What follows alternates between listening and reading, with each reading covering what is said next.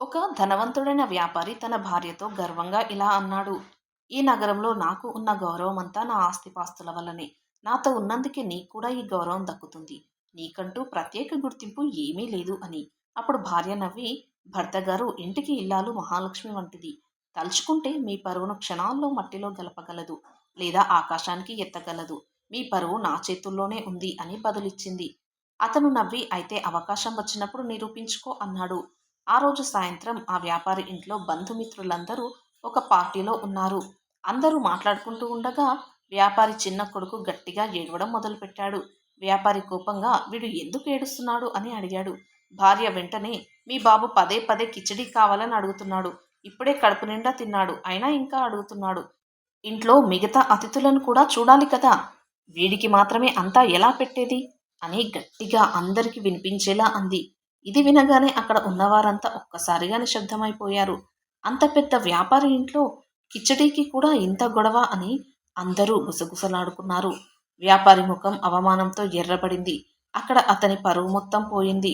రాత్రి భార్య దగ్గరికి వెళ్ళి, నీ మాట వల్ల అందరి ముందు నా పరువు పోయింది. ఇప్పుడు దాన్ని తిరిగి ఎలా తీసుకొస్తావో చూద్దాం అని అడిగాడు. ఆమె నవ్వి, ఇది నాకింతే. మళ్ళీ అందరిని రేపు రమ్మని పిలవండి అని చెప్పింది. మరుసటి రోజు మళ్ళీ అతిథులందరూ వచ్చారు. మళ్ళీ బాబు ఏడవడం మొదలుపెట్టాడు. ఈసారి వ్యాపారి ముందే భార్యకు బదులుగా, ఏమైంది, బాబు ఏమడుగుతున్నాడు అని అడిగాడు. భార్య మళ్ళీ అదే కిచిడి అంది. అప్పుడు వ్యాపారి నవ్వుతూ, అయితే వెంటనే కిచిడి తీసుకురా, నేను స్వయంగా మా బాబుకి తినిపిస్తాను. అందరూ అతిథులను కూడా కిచిడి వడ్డించు అని చెప్పాడు. వంటవాడికి చెప్పి కిచిడి తీసుకొచ్చారు. కానీ అది సామాన్యమైన కిచిడి కాదు. అందులో కుంకుమ పువ్వు సువాసన, బాదం, కాజు, కిస్మిస్, నెయ్యి కలిపి అద్భుతమైన షాహీ వంటకంలా వడ్డించారు. అది తిన్న అతిథులందరూ ఆశ్చర్యపోయారు.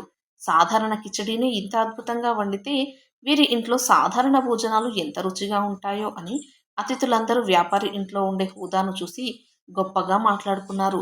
మొత్తం నగరంలో ఆ వ్యాపారి ఇంట్లో మర్యాదలు, భోజన నాణ్యత గురించి గొప్పగా చర్చ జరిగింది. తన పరువు తిరిగి వచ్చినందుకు వ్యాపారి తన భార్య దగ్గర చేతులు జోడించి, నిజమే, ఇంటి ఇల్లాలు తలచుకుంటే పరువును పెంచగలదు, లేదంటే పోగొట్టగలదు అని అంగీకరించాడు.